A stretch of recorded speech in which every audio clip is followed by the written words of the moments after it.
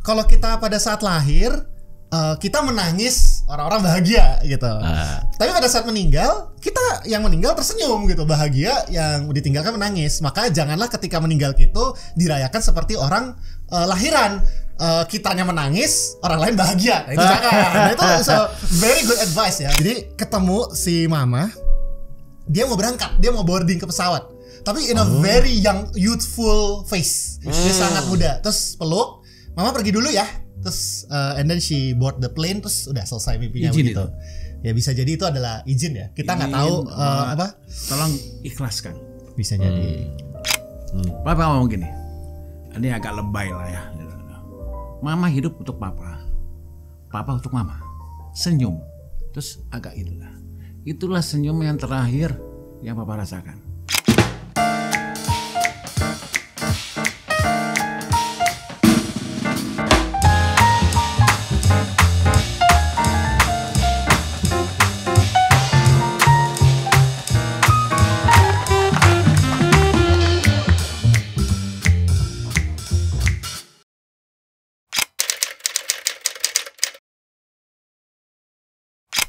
Halo semuanya, selamat datang kembali di podcast The Reading Chamber ya, tempat kita berkumpul untuk orang-orang yang menikmati buku dan suka dengan ilmu pengetahuan. Nah, hari ini kebetulan episode spesial ya kan, karena kan dulu pertama kali kita bikin ini ya, saya sama adik saya bikin ini, sebenarnya kita buat family therapy sebenarnya.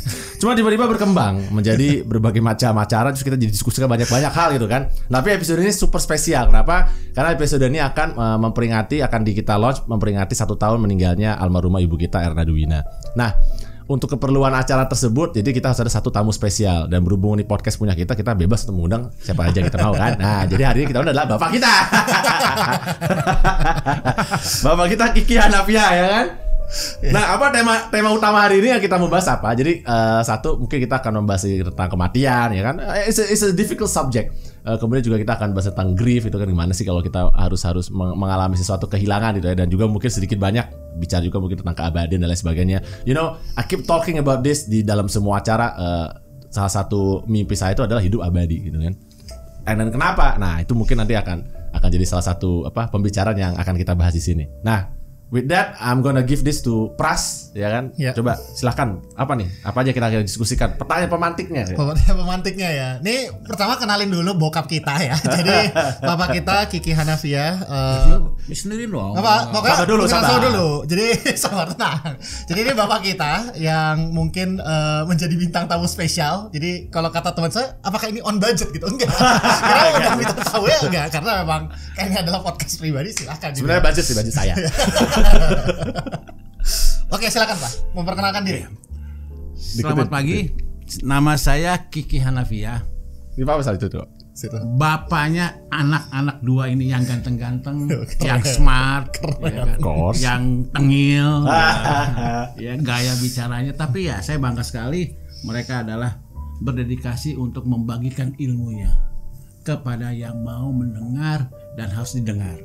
Kenapa harus didengar? Karena ini daging semua. Keren. Oke. Terima kasih. Agak bias ya, tapi ya nggak apa-apa. Bapak ya, kita namanya juga bapak ya. Nggak bikin kan ngomongnya jelek-jelek. Masa bapak kita menghina kita di sini? Oke. Nah, kenyataan. Siap. Saya percaya dan terima. Lanjutin gimana deh? Jadi hari ini. Gimana mau ngomong dulu? Kenapa nih? Apalagi? Papa sangat tertarik omongan kamu masalah yang di podcast sebelumnya. Oke, kenapa ini? Apa tuh? Ditindas.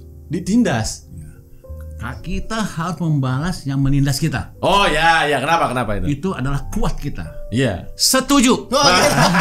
Ngomongin doang. Apa? Ya, bagian ini saya kan tidak perlu diedit ya. Jadi nggak apa-apa. Ini kan bagian dari diskusi kita ya. Kirain mau apa ya? Setuju aja. Oke, keren. Nah, jadi hari ini karena mungkin temanya dan memang sesuai. Jadi the entire podcast ini sebenarnya adalah terjadi. Mungkin banyak yang nggak tahu gitu ya. Jadi sebenarnya podcast ini kita memang sangat dedikasikan kepada almarhumah ibu kami gitu ya. Dan pada dasarnya kenapa kami melakukan ini, karena pada waktu beliau terakhir ada di rumah sakit, bapak waktu itu juga bilang kan tidak sadarkan diri, cobalah kalian berdua ngobrol gitu supaya mama sadar. Unfortunately memang nggak terjadi gitu. Tapi saya ngerasa bahwa all these memories, kenapa nilai-nilai yang ibu kami tanamkan ini sebenarnya juga bagian dari kenapa Reading Chamber ini juga hadir dan kenapa kami juga bisa di sini dan membagikan ilmu ini kepada semuanya. Nah, sebenarnya saya sedih banget ya, harus ngebahas ini gitu. Cuman saya coba pingin membuat ini sebagai sesuatu yang lebih luas ya kita lihatnya gitu. Apa sih sebenarnya kematian itu gitu? Apa sih sebenarnya kedukaan itu gitu? Apa sih sebenarnya kesedihan itu gitu? I think we have some books di sini, Mas Pram udah siapin juga gitu. Dan kita ngomongin soal kematian itu, kalau kata guru ngaji kami berdua gitu ya, sebenarnya adalah kebahagiaan buat yang pergi, tapi adalah kesedihan bagi yang ditinggalkan tentunya. Dan kalau kata guru ngaji kita juga, ini bagus banget, harus di-quote nih, Pak Sobir ini harus di-quote banget. Karena dia bilang katanya gini, kalau kita pada saat lahir kita menangis, orang-orang bahagia gitu. Tapi pada saat meninggal, kita yang meninggal tersenyum gitu, bahagia, yang ditinggalkan menangis. Maka janganlah ketika meninggal itu dirayakan seperti orang lahiran. Kitanya menangis, orang lain bahagia. Nah, itu jangan. Nah, itu very good advice ya, bahwa we have to live our life dengan baik, to the fullest, sesuai dengan kepercayaan masing-masing. Nah, makanya hari ini kayaknya kita pengen ngebahas itulah, topik-topik soal kematian, topik-topik soal kesedihan, gimana kita deal with it gitu. Nah, mungkin Mas Pram bisa tunjukin ya salah satu buku yang mungkin Mas Pram lihat dan yang bisa kita bahas bersama di sini. Oke, boleh. Mungkin yang pertama ini In My Time of Dying ya, How I Came Face to Face with the Idea of an Afterlife ya, Sebastian Junger. Nanti bisa ditampilkan ya bukunya. Jadi di buku ini yang menariknya, dia Sebastian Junger ini adalah jurnalis perang.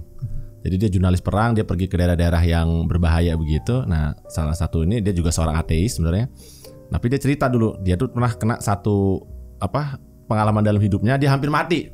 Nah, dalam pengalaman hidupnya hampir mati itulah dia kemudian banyak petualangan-petualangan, dan I think this is a very good written book ya, yang kemudian membuat dia merefleksikan gitu kan, apa sih yang terjadi ketika kemudian dia mati. Jadi bahkan nih bukunya nih luar biasa karena bahas sejarah, fisika kuantum gitu. Ya, sampai fisika kuantum juga, dan kemudian memori tentang bapaknya. Karena kalau dia dekatnya sama bapaknya kebetulan.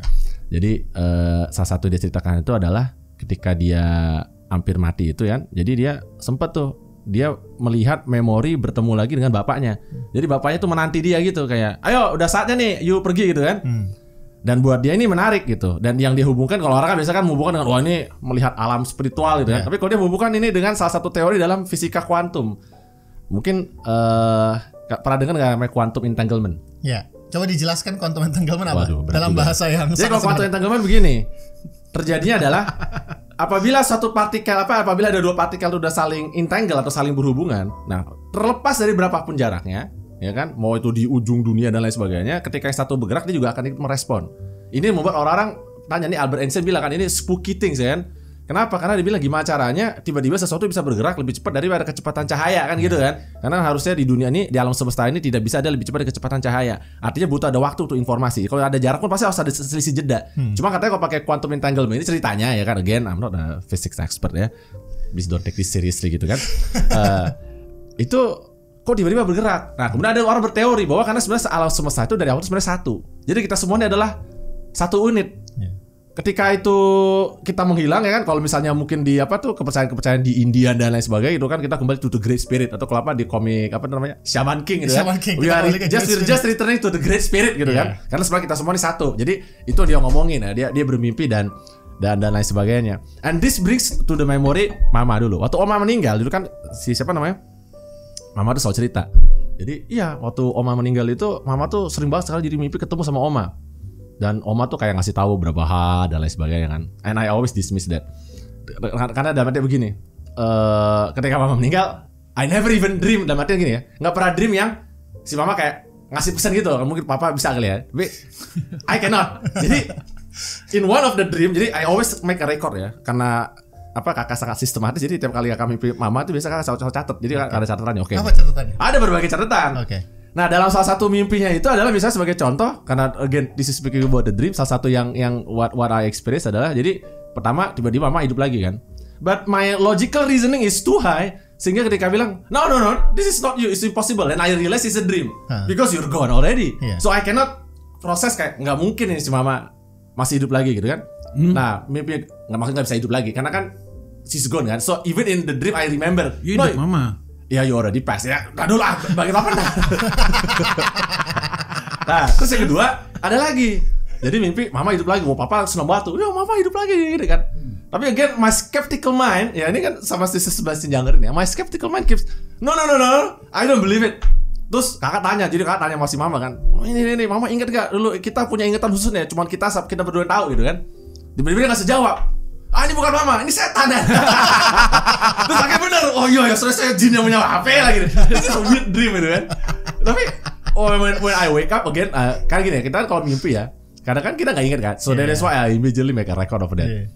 Dan apa itu mengingatkan lagi I'm a super skeptical guy, sehingga bahkan dalam mimpi pun kayak ya ketika semua orang nih mama udah hidup lagi, kenapa sih kamu nggak mau menerima? Enggak. Ada sesuatu yang mencurigakan itu. Jadi I'm checking that gitu. Jadi ya itulah apa mungkin ya I think kalau kakak hitung sih around 4 or 5 times lah. Wait 6 ya ada catatannya ada. Jadi 6 kali lah. Tapi in all of those dreams most of the time I'm being skeptical. Terakhir kemarin mungkin beberapa hari lalu itu kayak dengerin si mama nelfon but I cannot remember what, tapi ya I'm just happy kayak oh ya because this is the voice of her. I still remember the voice. Kalau dulu kan ada lagu apa tuh? Tahu lagu itu nggak apa tuh? Yang dari Yura Yunita itu? Apa? Yang mana? Yang apa? Yang episodenya itu adalah dia ceritanya. Aduh kok kenapa? I really like that song. Mungkin ada yang bisa ngingetin saya lagi. Yang dia episodenya tuh si Ringo pakai Ringo Rahman sama siapa tuh namanya? Irina. Oh, di Jatuh Cinta Seperti Film-film, bukan? Bukan. Jadi cerita film itu adalah ceritanya si Ringo itu dia udah lama bapaknya meninggal. Nah, tiba-tiba dia bangun satu hari dia nggak bisa ingat suara bapaknya lagi karena bapaknya udah lama banget kan. Nah, jadi di film itu perjuangan dia adalah mencoba mengulang rekor yang suara bapaknya dulu. Karena rekor rusak ternyata video itu satu-satunya video bapaknya kan. Jadi videonya itu rusak sehingga kemudian dia berusaha memperbaiki sampai akhirnya keulanglah satu bagian suara bapaknya kedengaran lagi. Jadi itulah. Apa judul lagunya? Tenang. Judul lagunya Tenang. Jadi itu judul gue. I really like that song. Oh gitu. Dan itu lagu dulu menginspire. Makanya itu salah satu dulu bikin kakak pingin bikin rekaman buat mama sama papa. Because if you're no longer with us, paling nggak ada rekaman suaranya. Betul kan? Hari Makanya kita ini bikin hari ini sesi ini kan. Karena masih papa mau ikut, karena mau ikutan. Udah kita bikin kenangan ya kan biar abadi di YouTube. Moga-moga YouTube abadi ya. Kita nggak tahu juga. Jangan sampai bangkrut aja. Kita hidup abadi loh. Apa itu maksudnya? Sebentar, belum selesai. Ini susahnya kalau ngomong sama bapak. Dari dulu kita begitu. Nah terus jadi dari konsep tenang itu, tapi kakak panik karena kan pas mama meninggal belum sempat bikin video rekaman seperti dengan mama kan. Tapi kemudian ternyata si papa pernah bikin video rekaman sama Aa Sodik. Pas kakak nonton, udah ada kan. Jadi udahlah, paling nggak I still have memory. If I somehow forgot my mom's voice, I can still listen to that record and listen lah ya kan. Masih nginget lah. Tapi kemarin di apa yang mimpi terakhir nama mama itu, I recognize immediately ya ini her voice itu. Jadi nggak kayak di episode itu ya tiba-tiba kayak Syaiton yang menyamar. Bukan. Ini sister voice lah. Jadi kayak oke. I take this for okay. Ngomong-ngomong soal mimpi ya, dia juga mimpi ini. Cuman ada dua yang paling memorable gitu. Jadi yang pertama immediately setelah meninggal itu mimpi gitu kan. Dan mimpinya adalah ternyata kematian si mama itu adalah prank. Dia ngerjain aja. Gitu. Jadi kayak mama sebenarnya gak mati. Gitu. Tapi karena this is of course gak mungkin benar. Jadi pas bangun ini pasti bohong gitu. Nah, tapi mimpi kedua yang I think very much kayaknya itu dia, bukan syaiton atau jin yang menyamar seperti dalam Islam kan katanya kita suka menyamar kan mereka kan. Nah, jadi ketemu si mama, dia mau berangkat, dia mau boarding ke pesawat. Tapi in a very young, youthful face. Dia sangat muda. Terus peluk, mama pergi dulu ya. Terus and then she board the plane. Terus udah selesai mimpinya begitu. Ya bisa jadi itu adalah izin ya. Kita nggak tahu apa. Tolong ikhlaskan. Bisa jadi. Gimana Pak? Ya mungkin Papa sekarang ya Pak. Ya kalau Papa sih yang terakhir Papa rasakan sama Mama tuh pas Mama lagi jatuh. Jatuh, bangun. Waktu itu kan ada juga kan, ada kasih makanan, si Mama Papa bilang, Mah kok nggak dimakan ini?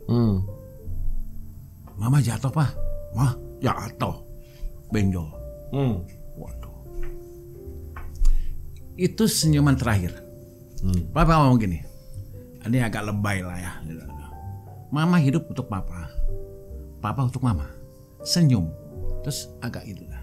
Itulah senyum yang terakhir yang papa rasakan. Sebetulnya papa merasakan mama tuh sampai saat ini ya, kata ngomong keabadian. Memang abadi. Kalau kita mau jadi abadi, jadilah legend buat kita gitu loh. Itu loh. Jadi dulu ada film apa nih? Film apa yang spot apa yang tidak tua-tua apa? Ini Highlander. Highlander. Nah, itu beda sih. Highlander itu wujud nyatanya, tapi jiwanya sama. Itu kalau papa sebenarnya tepat konsep di One Piece, Dr. Hiluluk. Apa itu? Kalau ada nonton Chopper, ya kan dia bilang kan orang itu mati kapan? Pada saat dia dilupakan. Ya. Itu. Kita hafal semua itu referensi dari One Piece dan Jadi itu yang papa terakhir sih papa mimpi mama senyum aja. Oke mah, thank you, itu aja. Senyum artinya bahwa apa yang papa rasakan lalu sekarang nggak menjadi komplain buat mama. Senyum aja. Oke mah. Makanya oke lah. Kalau begitu ya terus terang 5 bulan pertama itu papa nggak bisa ngapa-ngapain. Iya wajar. Ya kan? Cuma satu, boros. Belanja terus. Belanja terus. Ntar dulu, saya bayar ya. Inilah memang saya sebagai pembohir di sini. Belanja terus, ya kan? Apa kejadian? Pas inget buka lemari, wih baju baru gua semua. Oh ya pantesan mama tuh si papa beli kita baju ya? Iya. Oh habis baju belanja itu. Itu namanya retail therapy. Retail therapy. Ya. Oh boleh. Dan setiap hari ke Gansit. Kenapa? Pertama buat jalan kaki, kedua ya buat lihat-lihat. Makan Thailand, pokoknya hidup mewah lah. Biasanya kan biasa-biasa aja nih, boros. Pas mikir-mikir, wah kalau begini, yang kedua lagi yang paling juga itulah suka sakit kepala kan. Udah. Kalau begini ceritanya gue bisa kena shock nih. Betul. Anak udah pernah lagi. Terus anak gue ngomel nanti nih, siapa apa nih ya gitu. Akhirnya mikir-mikir udah, papa ikhlas. Cuman satu yang belum. Apa tuh? Rasa penyesalan. Of course, it's always there. Itu yang membuat oke. Terus penyesalan ini mau diapain nih? Ya kan dijadikan inspirasi untuk lebih baik lagi hidup kita. Yang tidak dilakukan kita lakukan sekarang. Wah kita masih pras. Dek, papa nih hidup pengen baik. Pengen jauh lebih baik lah. Nggak mungkin dong kamu berdua nih ikutin gaya papa. Kamu kabur lah. Ya kan? Gaya apa? Gaya papa tadi ke gaya papa zaman dulu. Bahwa orang tua selalu benar. Nah, kamu kabur lah. Papa turunin ego papa, sekarang nggak macam. Oke. Nah, Sengaja setiap si Pras Salim atau kamu Salim tadi, papa sih tentang balik. Kenapa? Karena gue sayang sama lu. Sayangilah orang yang kita sayangin. Emang gengsi. Sarang, ada Salim nih. Apa kan? Coba cium baik lagi. Enggak loh, itu namanya orang tua yang baik katanya. Katanya orang tua baik. Lagi belajar jadi orang tua baik lah sekarang. Sejak almarhum tidak ada. Ya kan? Kalimat-kalimat itu yang selalu Papa dengar. Ya kadang-kadang bisa di tepi kolam renang. Si mama di depan kan? Ya. Sambil berokok kita. Ya. Berokok, cerita. Dan kadang-kadang aku suka PA-an sama mama. Di HP-nya tuh. Gini nih. Ini sekarang atau setelahnya? Seterusnya lah. Oh sekarang masih WA juga? Balas siapa? Papa sendiri? Iya lah. Artinya begini. Ini mudah-mudahan nyata ya. Waktu si mama itu hari Senin atau Selasa di dalam keadaan di ICU. Pak ngomong bilang, kalian ngobrol sama mama. Supaya mama dengar. Pak ngobrol. Pak nanya, waktu itu Selasa, mama mau ditemenin nggak? Ya kan? Kata si mama, nggak usah lah pak. Mama ngomong berdua, imajinasi. Terus akhirnya mau. Nah, setelah hari Rabu itu, papa pulang kan, ketemu dokter tuh kita. Dokter, papa pulang. Papa diam-diam ke rumah sakit. Ya kan? Dan jam 12-an pas sampai, ngobrol lagi sama mama. Ngobrol, akhirnya udah deh Pak, kita baca syahadat deh, taklin deh. Begitu Papa mengucap 2 kalimat syahadat masih bareng, dan Papa rasakan ada jawaban itu, Papa tidur. Tiba-tiba jam 12:30, Pras datang. Pak, si mama gawat. Lah, tadi nggak apa-apa saya bilang. Papa bilang, wah, Pak tanya, tadi kamu nggak lewat kamar Papa di bawah? Enggak. Waduh, untung Papa di sini dong. Iya. Nah, lihat mama, tuh, Papa udah mah, udahlah selamat jalan ya mah. Nah, yang terakhir itu yang Papa tidak tega itu waktu dikasih apa? Jantung tuh. Oh iya, apa namanya? Elektro itu apa ya? Nah, Papa mau bilang stop. Kamu cuma Papa lihat kamu. Terus kata kamu. Waduh. Ini anak gila nih, saya bilang nanti gila nih. I'm a typical guy like that kan. Sampai terakhir dong. At least I have no regret. Udah terakhir ya nggak bisa juga. Udah, oke, it's fine. Terus pakai tangan. Iya. Papa agak kencang kan. Stop, Papa bilang. Baru kamu diam. Iya. Ini anak gila apa dia bilang? Nyiksa ibunya. Sama aja nyiksa ibu kamu itu. Ya, it's a last effort. Iya lah, itu benar. Tapi ya sudah.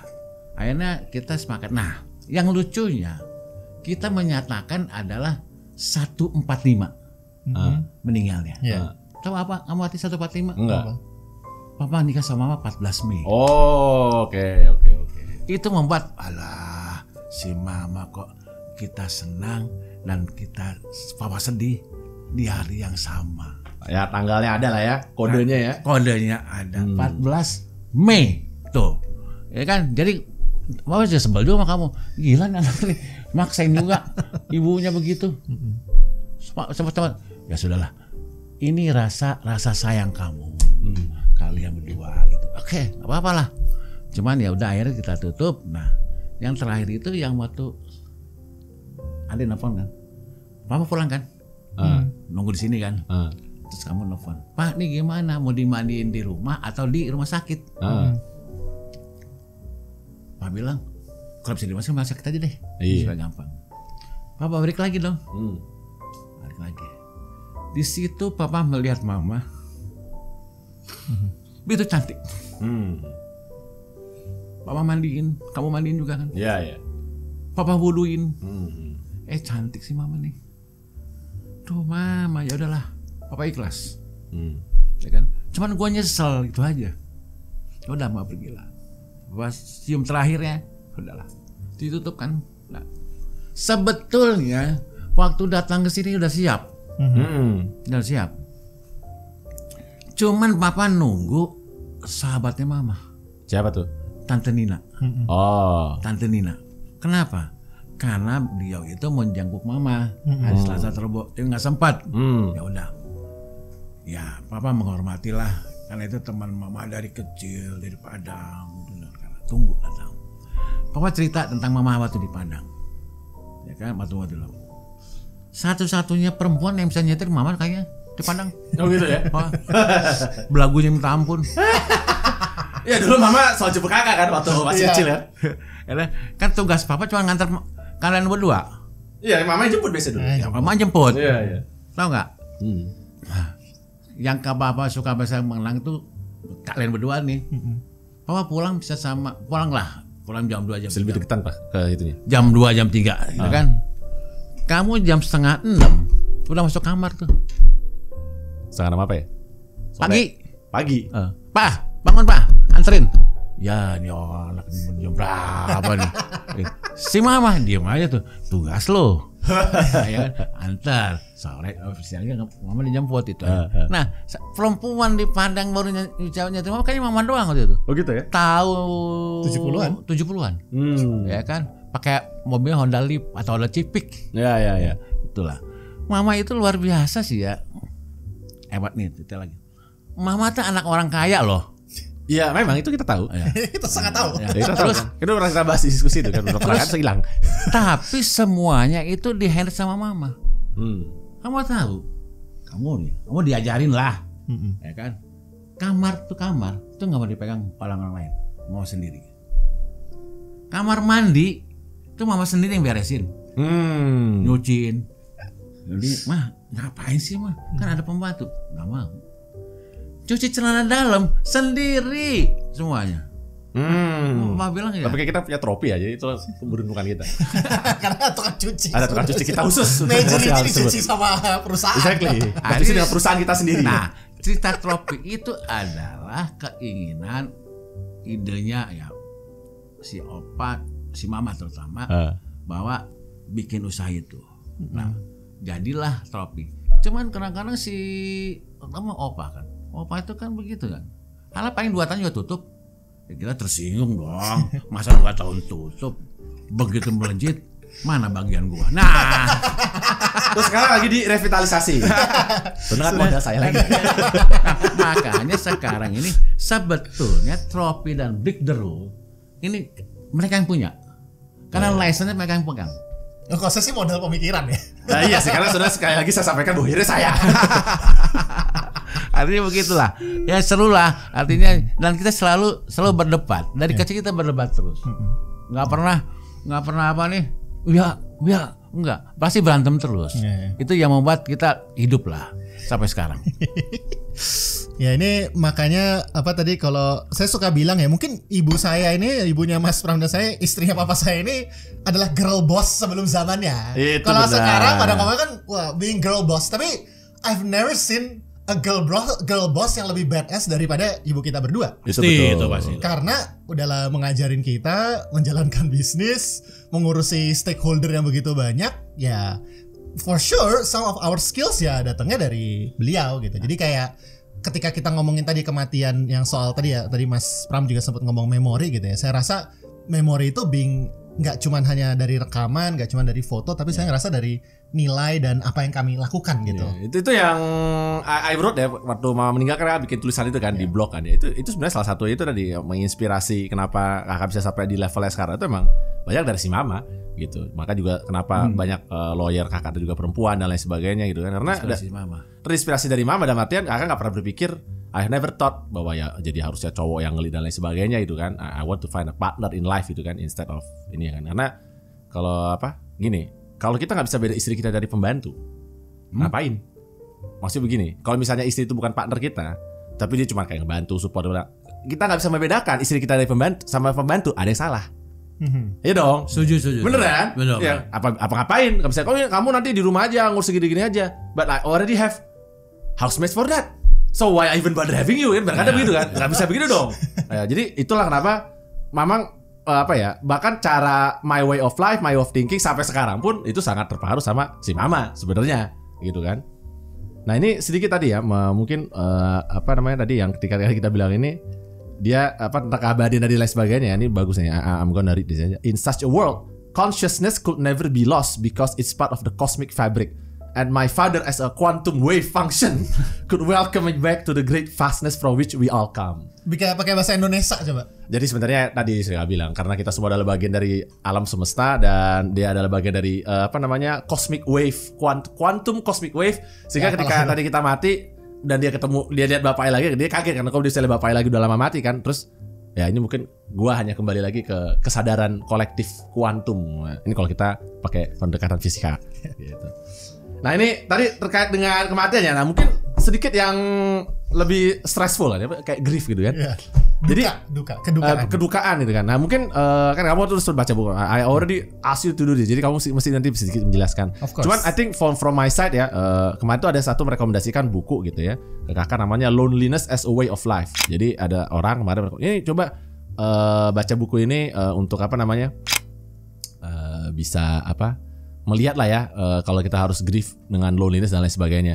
So I read this book. I think this book probably would work for some loneliness as a way of life, ini bisa work. Tapi doesn't work for me in a sense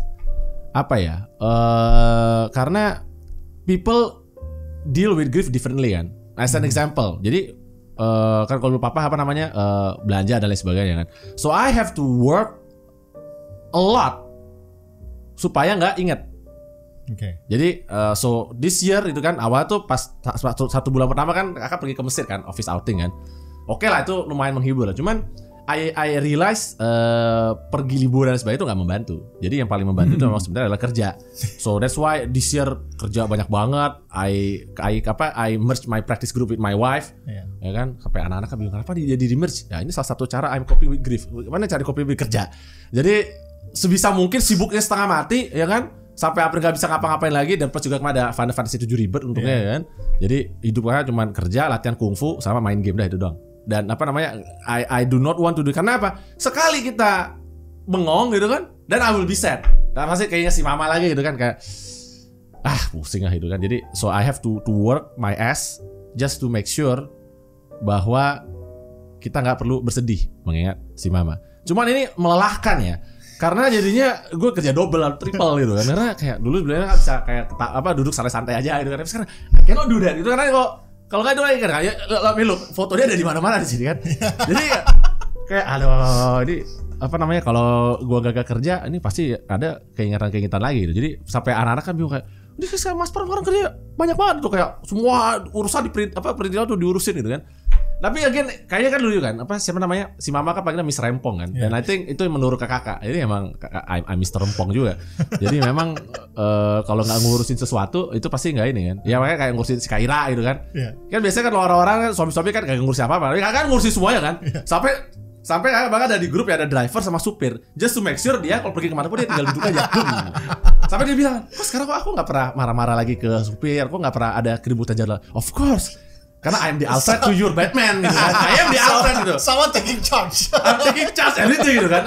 Look, I am a managing partner, tapi ada di grup bareng sama driver sama sekretaris. Mau merasa, ibu kemana jadwalnya? Pastikan di sini. Ini kenapa nih? Jadwal gini-gini sama anak-anak juga kan. Seluruh jadwal jadi ini. I manage bahkan kan udah gak cuma manage diri kakak sendiri, tapi manage jadwal istri kakak yang super sibuknya sama atau bahkan lebih parah daripada kakak. Nah itu one way of me coping with the grief, taking care of everything, running everything, kantor, rumah dan lain sebagainya, which is ya sebenarnya itu terinspirasi dari si mama. Itu bagus. Apa namanya? Ini adalah contoh cara coping with grief yang digemari kapitalisme gitu kan. Jadi become more produktif gitu. Lebih produktif, kita mencari duit lebih banyak ya, mencari kekuasaan dan lain sebagainya. Which is itu juga ada regret itu kan. I think my regret adalah satu kemarin itu adalah ya I was not there ketika si mama pusing dan lain sebagainya. Karena I know kalau biasanya kakak dari situ pasti kakak pertama kali ngirim si mama ke rumah sakit. Remember kalau ingat gak waktu pertama kali mama kena diagnosis kanker? Ya kalau itu kan dia juga pusing, aduh mama mesti ngapa-ngapain. Kalau kakak kan tipikal orangnya adalah udah deh, nggak usah pusing-pusing, jangan lagi pakai terapi. Itu kayak Steve Jobs kan. Steve Jobs salah satu penyesalan terbesar di hidupnya adalah apa? Dia salah satu orang paling kaya di dunia. Dia punya akses ke berbagai macam terapi mungkin bisa menyelamatkan nyawanya, tapi dia pakai apa? Herbal. Nggak bisa. Dia blow on kan. Terus mati konyol menurut kakak. Steve Jobs gitu kan. Nah, jadi kalau dulu waktu si mama itu kan udah nggak usah pakai terapi lucu-lucu, kita langsung operasi aja. Nah, bilang kan I will finance biaya buat operasi dan lain sebagainya. Which is itu kemudian dia cancer survivor kan. And it's good itu. Hasilnya cancer sampai cancer free. Dan itu yang mungkin my swiftness yang mungkin nggak ada pada saat itu ya. Karena kakak orang paranoid banget ya. Because I really scared of death. Jadi dan selalu cita-cita berhidup abadi. Jadi aduh langsung pergi ke rumah sakit gitu. Kalau kakak begitu, saya dipikir orang seperti itu. Kalau mama itu memang tuh tiap kali dia ngomong tuh udahlah. Kalau ada apa-apa, mama mati aja. Kesel gitu. Senaknya aja kan bilang gitu. Kita pernah bahas deh kan. Kenapa senaknya aja? Karena ya nanti kalau you mati kan gue sedih gitu kan. Kan gue mesti ini copy with that gitu kan. Wah, kakak nulis ini kayak competition siapa yang bisa hidupnya matinya lebih tenang gitu kan. Masalahnya siapa yang lebih duluan itu biasanya lebih tenang. Itu karena kita harus coping with that itu kan. Ya itu jadi yang itu satu grief kakak yang apa namanya? Ya, harusnya if I was there mungkin I will push her more untuk astaga udah kayak begini ngapain masih tunggu lagi? Udah kayak langsung pergi gitu. I will personally deliver her gitu. Karena kan aduh takutlah ke rumah sakit. Inilah ya itulah. Sementara kakak kebalikannya kayak begitu sakit langsung kayak pasti si mama apa sih aku ke rumah sakit? Wah takut nanti tiba-tiba kanker otak gitu. Kakak so begitu gitu. Kepala pusing lah kanker otak ya. Karena kan setiap kali Google ini semua adalah tanda-tanda kematian gitu kan kayak. Oke, I'm gonna be dead gitu kan. Jadi that's why. Panjang umur kamu gitu. Insyaallah. Biasanya orang paranoid emang lebih panjang umur katanya. Karena apa ya? Saya ingat banget Mas Pram itu tiap kali misalnya dia agak pusing sedikit, aduh kayaknya mau mati deh. Kayaknya kayak gitu seperti itu kayak. Why gitu. Sedangkan kalau ibu saya itu lebih ke arah ya mungkin harus ditandingi kekeras kepalanya sama Mas Pram gitu. Saya nggak bisa harus apa sama frase itu nggak bisa. Kalau ngadapin cuma itu cuma ini kalau saya ngomong udah pergi mau gitu. Kakak gitu kan, udah pergi, jangan tunda-tunda lagi. Karena kalau nanti terjadi apa-apa gimana? Kakak nggak bisa ngusir dan sebagainya, itu satu. Tapi yang kedua juga adalah my other grief adalah karena menurut kakak, mama masih belum melihat puncak dari kakak. I have not yet reached the top.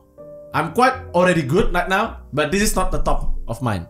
Dan my biggest regret adalah she will not be there to directly witness ketika I reach the top gitu. Itu yang mungkin, well, look, kita kan melakukan ini semua terinspirasi dari si mama gitu. Kita berusaha bahwa ya kita akan jadi anak yang membanggakan dia lah.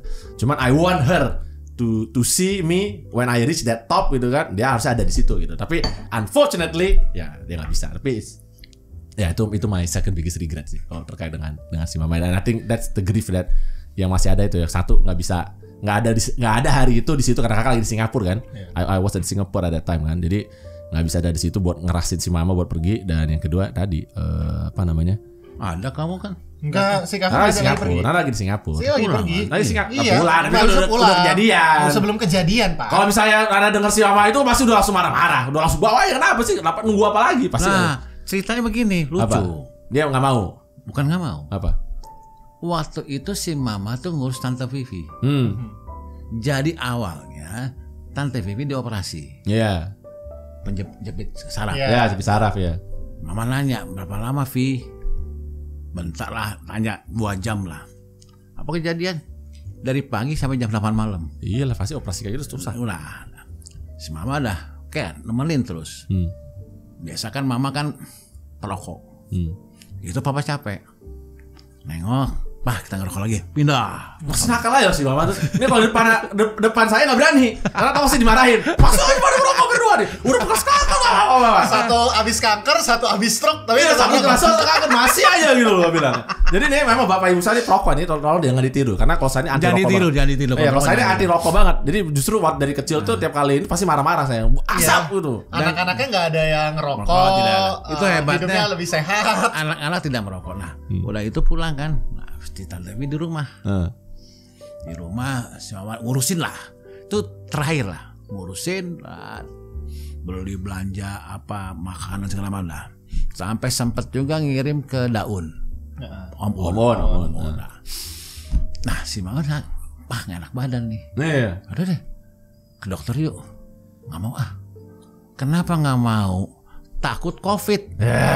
Dengerin dulu. Oke. Kalau COVID terus apa urusannya? Kan nggak bisa kemana-mana. Iya itu dia masalahnya. Karena sekarang masih ada karantin? Nggak ada kan? Nggak. Karena sebulan sebelum meninggal, si mama sering ke kedai. Pak kita makan yuk.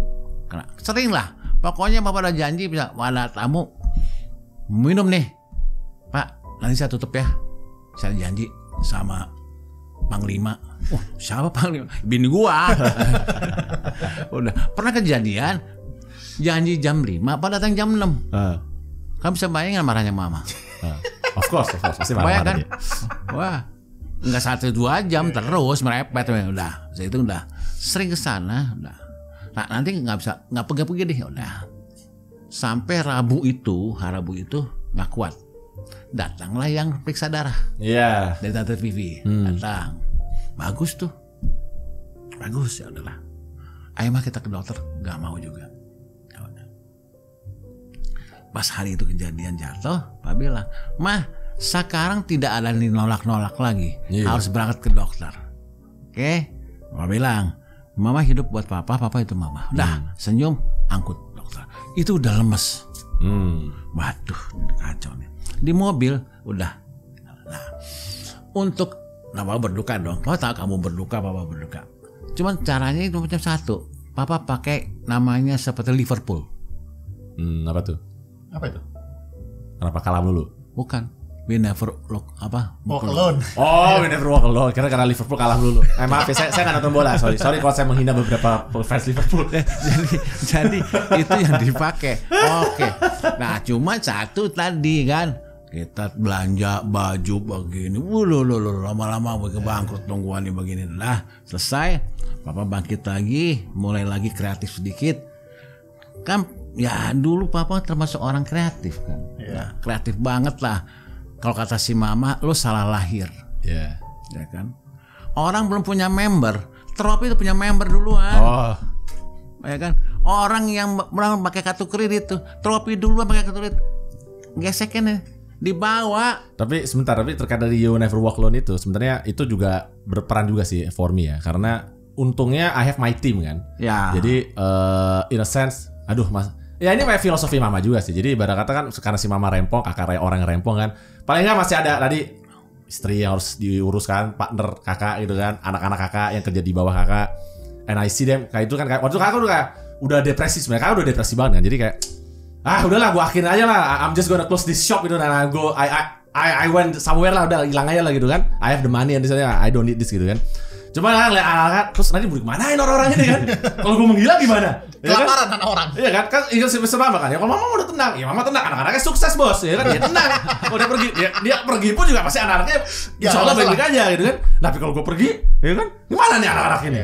Jadi itu tanggung jawab ya. Mungkin kakak nggak punya anak sendiri kan, tapi these kids ya they are my responsibility kan. Jadi ya oke, I have to work, I have to make sure mereka bisa jalan sendiri. So if something happen to me ya suatu hari nanti gitu kan, nah mereka bisa berjalan sih. So itu membantu juga sih. Itu salah satu hal yang membantu. Oke, I can still do this gitu. Nah ini sama aja nih. Tadi si Ade tuh. Kata kuncinya ya Pak, distraction gitu kan. Kalau misalnya papa sama kakak tuh kan ngomongnya distractions gitu. But for me ini yang lebih kompleks gitu cara mengolahnya gitu. Karena distraction selalu ada gitu. Kerjaan kan selalu banyak ya, nggak akan selalu itu gitu. Tapi teman pernah ada yang datang terus ngomong gitu. Terus kedukaan itu bisa digambarkan dalam dua bentuk katanya. Jadi yang pertama dia datang seperti wave. Kebayangkan kamu adalah pantai gitu dan ini adalah ombak. Jadi kadang-kadang datang kecil udah selesai. Tiba-tiba tsunami gitu kan. Tiba-tiba kita sedih sendiri gitu kan. Dan itu emang harus ready gitu. Jadi kayak memang kita akan selalu dalam proses kayak gitu makin kelamaan ya pantai kita juga akan berubah gitu. Ataukah salah satunya seperti bola di dalam kubus kata dia. Jadi bola itu adalah kesedihan. Kubusnya kecil kan pada waktu itu. Itu kan memenuhi kita semua kan. Berat gitu. Tapi dengan seiring yang berjalan waktu, kubusnya makin lama makin gede. Kita makin bisa merasakan lebih less painful gitu ya. Oh gitu ya, understand. Itu kayak psychological concept ya. Iya, jadi kalau semakin besar contain-nya gitu ya, semakin tidak terasa gitu ya ibaratnya si bola itu. Dan ibarat bola itu kan memantul-mantul ya. Kan makin lama makin jauh kan, makin lama dan segala macamnya gitu. Nah, mungkin I understand gitu ketika menghadapi kedukaan ini what needs to be done adalah sebenarnya memperbesar kapasitas itu gitu. Jadi menghadapi kapasitas itu dan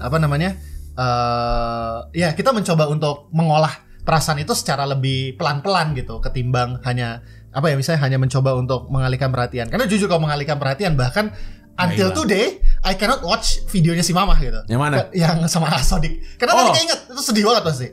Oh, I watch that video a lot of times. Ya cuma kenang si Mama aja. I cannot. Karena sedih banget. Karena pasti bakal sedih banget gitu. Dan I cannot cope with that sadness gitu ya. Dan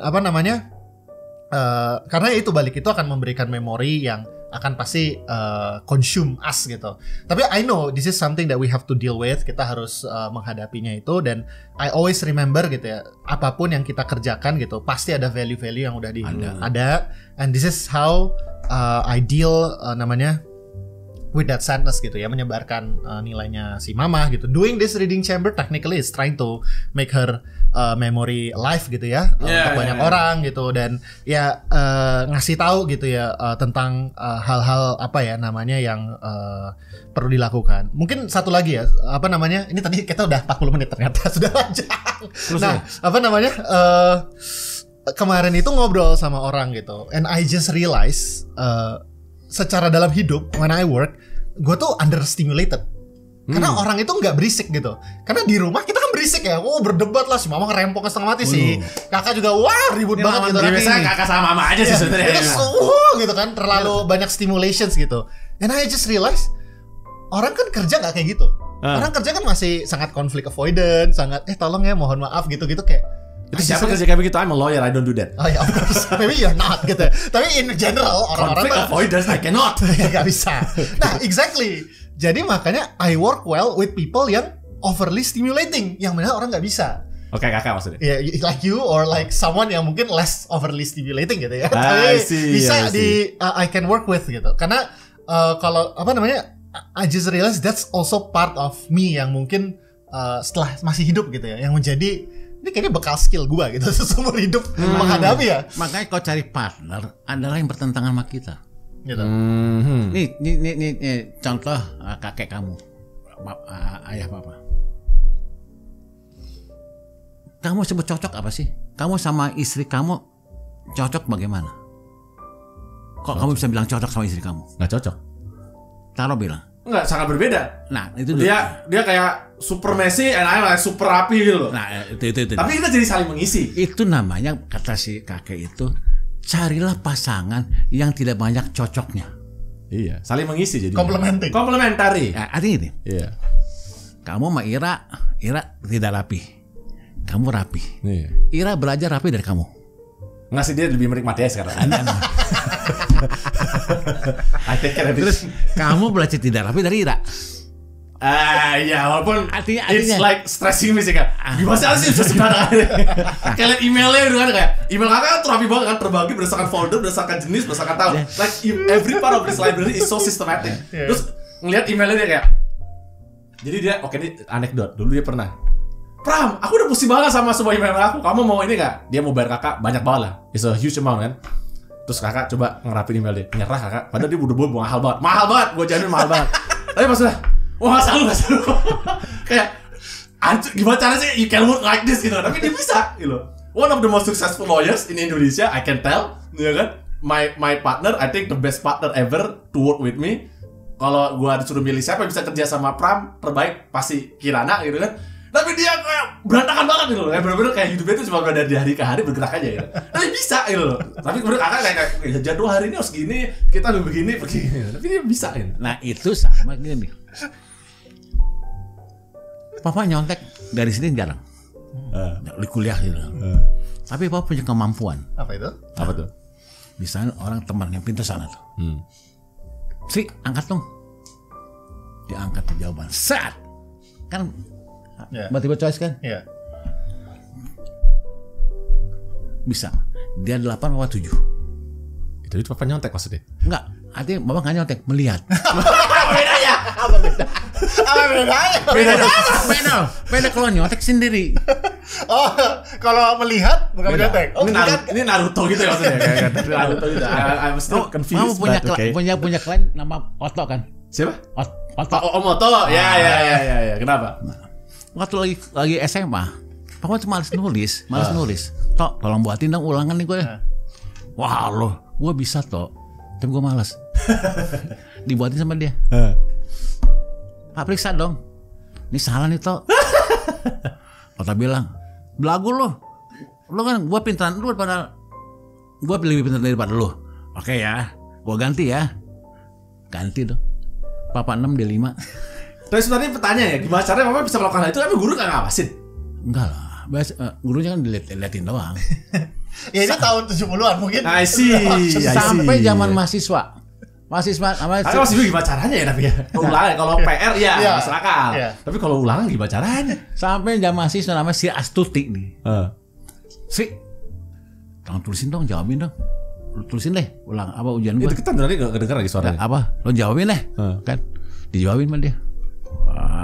Lah, selesai dong. Pak kumpulin. Papa 5 ada 3. Tapi dari semua ini tadi tidak membanggakan saudara-saudara karena nilainya 5. Ya tidak. Enggak. Nah itu nilai yang kalau kita dapat nilai segitu kita mati sih. Bukan. Dosennya paling tinggi 6. Oke, fine. So, apa inti cerita ini, Pak? Jadi apa ini ceritanya ini? Ceritanya gini, bahwa Papa kalau dalam terdesak, apapun Papa bisa lebih baik. Oke. Seperti Ira. Ya, terus. Ira kan tidak teratur. Oh enggak, sama sekali tidak. Tapi dia bisa kerjakan. Bisa. Nah, Papa kalau terdesak, bisa. Oke. Oke. Seperti tadi tuh ulangan jauh, bisa. Ulang ini bisa. Tapi kalau lagi santai, nggak bisa udah. Iya memang sih, memang. Tapi I mean, I'm the same with that. Dalam artian, iya kalau kita malah nggak ada kerjaan, jadi malah nggak produktif. Nggak produktif. Nggak produktif. Nah, itu ada bawa, itulah yang paling.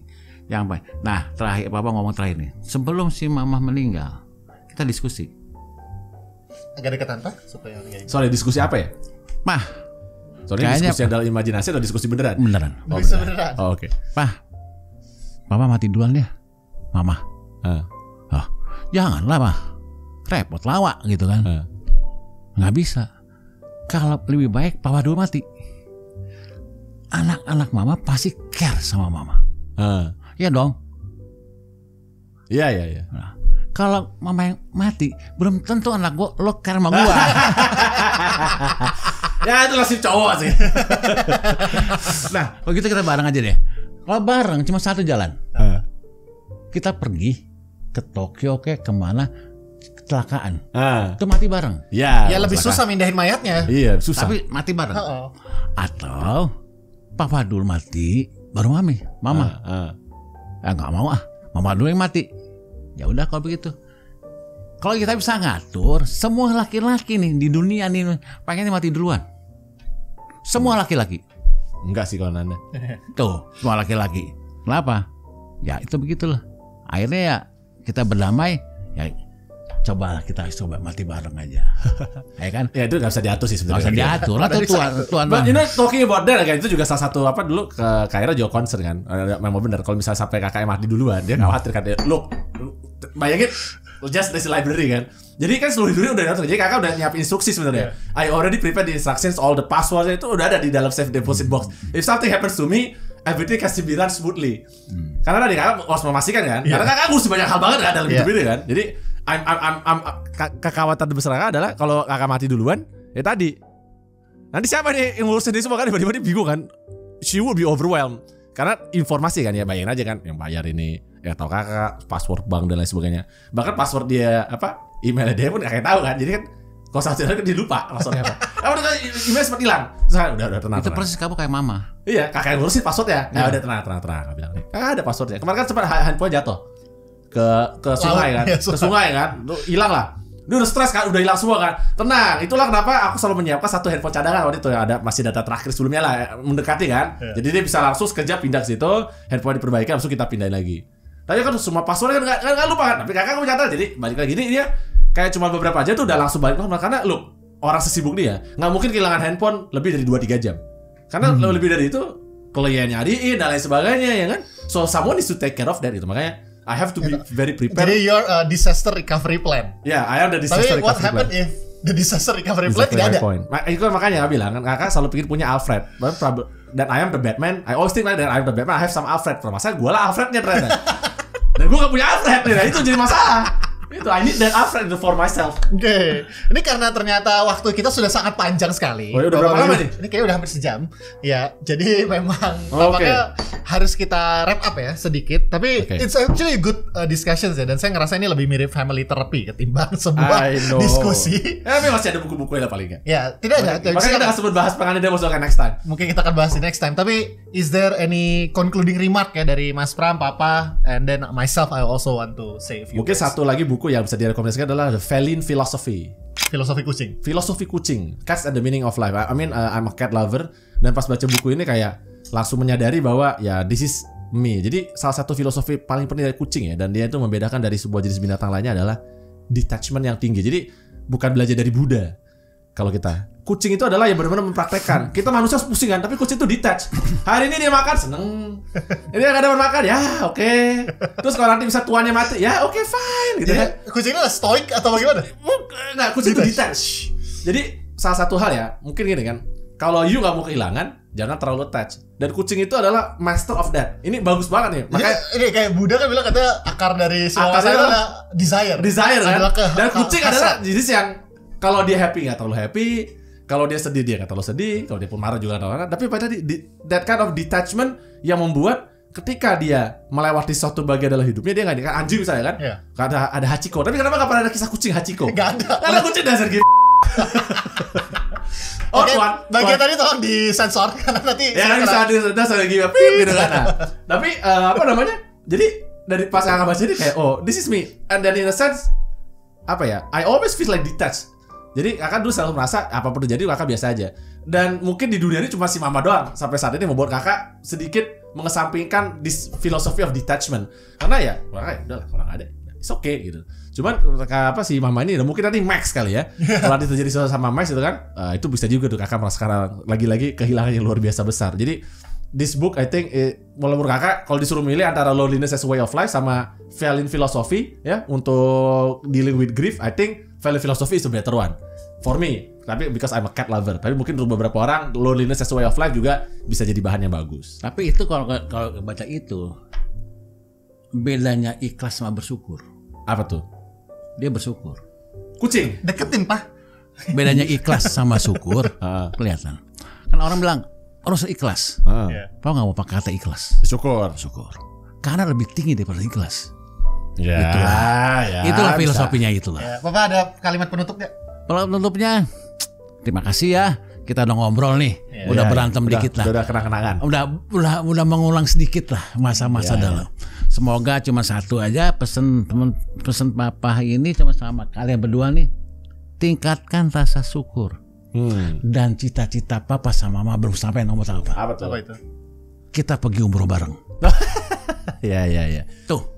Yang kedua, menyaksikan pembangunan rumah kamu. Oh, yang tahap 2. Dan Bapak sih udah dapat kontraktor. Udah kayak IKN. Berapa tahap? Enggak, udah dapat kontraktor. Papa cuma dapat kalau bisa menyaksikan. Ya. Gitu aja. Nah, yang kedua ya pertama. Tapi nanti orang bertanya, ini mau bangun rumah apa lagi? Ini udah ada rumah kan? Ya kayak IKN. Iya kayak IKN aja.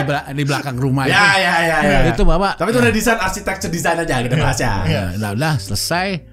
Cuma satu yang belum kesampaian adalah kita pergi umrah bareng. Ya kan, jalan-jalan bareng. Ya sebelum papa mati nih. Tapi kita sudah pergi. Paling nggak dan ini foto yang kenapa jadikan foto profil kakak juga sekarang nih kan adalah foto kakak PhD. Ya. Itu jalan-jalan terakhir kita ya. Kita jalan-jalan ke Amerika bareng. Nah itu papa pengen jalan-jalan bareng sebelum papa mati, umrah bareng. Dan papa pengen ke Mesir. Kenapa ke Mesir? Ya, mama pengen ke Mesir. Oh iya ya, kemarin itu sebenarnya kamu ngajak mama ke Mesir. Ya. Udah keburu ini. Waktu kemarin kayak pas ke Mesir aku udah kepikiran tuh ngajak si mama. Hebatnya kita termasuk orang hebat lah. Apa itu? Tanggal 28 Desember mama meninggal. Iya. 29 Desember Tante Mira ulang tahun. Kita cakap kecikik. Ya kan? Mana 29 ya? Iya kan habis itu makan. Wah langsung gila saudara papa gimana. Terus tanggal 31 kita merayakan tahun baru. Iya. Yang di mana mama pengen makan malam di Langham. Oh gitu. Ya. Oh ternyata mama pengen makan di Langham. Makanya mama sedih mama nggak ada ya. Itu. Tapi kita orang hebat. Oh ya kita rayain, udah gitulah. Tapi ya itu yang harus. Well, I think bukan bermaksud mengaksentuasi toxic masculinity tapi ya real man cry alone. Kamu nangis sendiri. Iyalah, tapi nggak di sini lah. Iya, Bang. Kamu. Itu urusan kakak. Pas juga. Iyalah. Papa, Mama juga lah. Ya, iya, makanya. Tapi kan kita nggak. Dari tadi kan kakak ya. Pantang real nangis. man harus cry alone gitu. Pantang nangis di depan orang. Iyalah. Itu aja. Iya. Cuma satu-satunya. Karena kan dulu bisa kalau kakak nangis sudah dimarahin si mama. Satu-satunya yang Papa menangis itu di depan si mama. Iya. Sekali seumur hidup. Pas kapan? 2016. Oh. But I didn't even cry. Maksudnya bahkan waktu itu kan sampai anak-anak nanya, kok si Mas Bro kok enggak sedih? Dimarahin mama, kamu minta apa kemana nangis? Ditinggalin sama si mama. Iya kan, waktu mama meninggal penguburan kan awal kan, waktu kan kali pada kakak di aja kan ya udah. Ya, tapi itu karena cuma ya udah, ini ruang publik. Because I always find myself, I always think I have to be the wall that cannot be penetrate atau benteng yang nggak boleh runtuh. Ya. Karena kalau sampai benteng Pramnya runtuh, bubar nih. Jadi I have to stand there as the leader. Ya udah, gua harus menerima dan menjalankannya. Ini Bang, ada ngomong terakhir nih. Terakhir beneran ya Pak? Emang kalau misalnya saking panjangnya kita bagi jadi 2 episode aja. Kayak gini. Waktu papa kan maksa kamu maksa apa? Untuk jadi imam. Oh, imam sholat. Yang kedua, waktu speech terakhir. Kamu tahu nggak? Itu semua orang muji kamu. Of course. Ya. Itu pasti. Maju. Itu pasti. Ya, kita membanggakan di sini aja. Haruslah. Kenapa? Di situ memperlihatkan mama bener. Apa tuh mama bener ya? Bahwa Nurun Neki Apa? Nurun. Oh. Anak lu kayak gini. Pak jujur nih.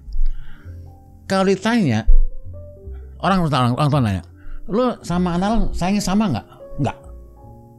Nggak sama. Gimana tuh maksudnya? Nggak ini. Ya beda dong. Sekarang papa sayang sama kamu porsinya A.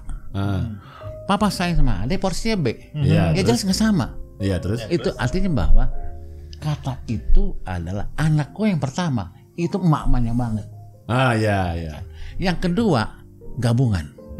Ya kan? Makanya balong yang paling menjelas tuh anak pertama tengil. Tapi gue bangga. Dan tengil itu bukan hoax. Ada faktanya. Ada prestasinya. Oh ya. Ya kan? Wajar dong. Cuman tinggal rasa syukur doang. Anak kedua lebih fleksibel. Itu kombinasi antara papa sama mama. Tapi kalau masalah pleknya ini kamu. Ya itu benar. Itu aja lah. Jadi terakhir saya mengucapkan terima kasih kepada Pram dan Pras, anak-anak yang bisa membanggakan dirinya sendiri dan orang lain. Yang paling utama adalah kamu harus berkontribusi masalah ilmu kamu sesuai dengan ajaran Islam. Apa tuh? Anak yang soleh susah. Anak soleh susah. Terus? Ya. Kedua, amanah. Yang ketiga, berbagi ilmu yang bermanfaat. Oh iya, benar. Tuh. Itu benar. Ya kan? Makanya kerja dulu ini nih ilmu yang bermanfaat. Of course. Ya kan? Itu salah satu wakaf kita. Waktu baru ke sini. Kok kamu jangan anak soleh, susah. Tapi berbagi ilmu yang bermanfaat pasti gampang. Nah, Papa juga sama si Pras lagi mencoba untuk mewujudkan cita-cita si Mama bikin sekolah. Serius? Serius. Belum ngomong. Oh maaf ini ngomongnya di publik banget. Apa? Bikin sekolah apaan? Sekolah bahwa kita kamu dan anak-anak itu mau ke sekolah. Kita udah lihat rumah. Lihat tanah. Apa sama sana, Pak? Lihat tanah udah. Cuman kita si Pras pengennya kita bikin boarding school. Tapi serius nih. Kan kata Pak Didi cerita mimpi berdialog dengan mimpi, eksekusi. Betul. Tapi mulai dulu. Tapi kita mau bikin boarding school tuh kayak gimana ya? Nah, itu tugas kalian. Nanti kita bahas secara terpisah. Semalam malah reveal-nya di sini. Sudah. Kenapa jadi reveal sendirian nih? Ya, kita mau lihat tanah di pinggir pantai. Dan kenapa harus pinggir pantai? Itu karena bicara tsunami lagi nih. Enggak, itu secara membayangkan secara resiko itu tidak ini ya, tidak kurang aman. Tergantung, ya kan di teluk, nggak harus di samudra. Itu aja. Jadi itulah. Tapi kayaknya menurut saya ini bukan forum yang tepat untuk membicarakan. Nanti aja kita bahas. Udah itu. Ini yang terakhir bahwa mohon maaf para pemirsa, demikian ya. Lanjutkan ini The Reading Chamber bermanfaat bagi alam semesta. Wah luar biasa. Bagi alam semesta lagi. Kita harap ada elit-elit yang nonton juga mungkin nanti bahasa kita gitu kan. Wassalamualaikum warahmatullahi wabarakatuh. Belum ditutup. Bos. Nggak apa-apa bilang. Oh iya. Kan Bang nggak berbicara lagi di sini. Oh iya. Bener ya. Jadi Bapak ini ya, para pemirsa ini, para pendengar mungkin akan menyadari keluarga di mana saya tumbuh gitu. Gak bisa berhenti ngomong memang orang-orang ini. Makanya kadang-kadang saya juga harus step in gitu ya. Papa benar-benar belajar. Kan ada ngomong lagi. Tapi baru belajar. Kejadian ngomong lagi ya beneran. Tapi Bapak belajar Sam sudah pandai mendengarkan. Oke, bagus. Ya benar. Jadi mungkin para pendengar episode kali ini memang sangat personal saya rasa ya. Tapi seperti halnya dalam Reading Chamber, we pick few books gitu ya. Kita ambil beberapa buku-buku yang juga tadi ya, How We Cope with Grief, apa artinya kematian, apa artinya kesedihan. Tadi ya bahkan buku terakhir soal feline philosophy, bagaimana caranya detach dari segala hal gitu ya. Tapi one thing that I want to say as a takeaways adalah ya, kedukaan, kesedihan itu adalah sesuatu yang diprosesnya masing-masing ya, sendiri-sendiri. We cannot menyamakan apa yang pengalaman kami ceritakan ini kepada teman-teman semua gitu. Dan yang saya selalu rasakan adalah the way that the Reading Chamber is being built itu sebenarnya ya, it's on top of the value that we believe in gitu. Hal-hal yang kami percaya, dan tadi seperti nasihat Bapak gitu ya. Mudah-mudahan apa yang kami lakukan through Reading Chamber atau apa yang kami lakukan lewat berbagai macam hal yang kami kerjakan bisa memberikan manfaat dan juga jadi amal jariah ya untuk semua orang ini. Mungkin ini kali ya kita akhiri episode hari ini dan kita akan ketemu lagi di episode selanjutnya. See you around. Bye.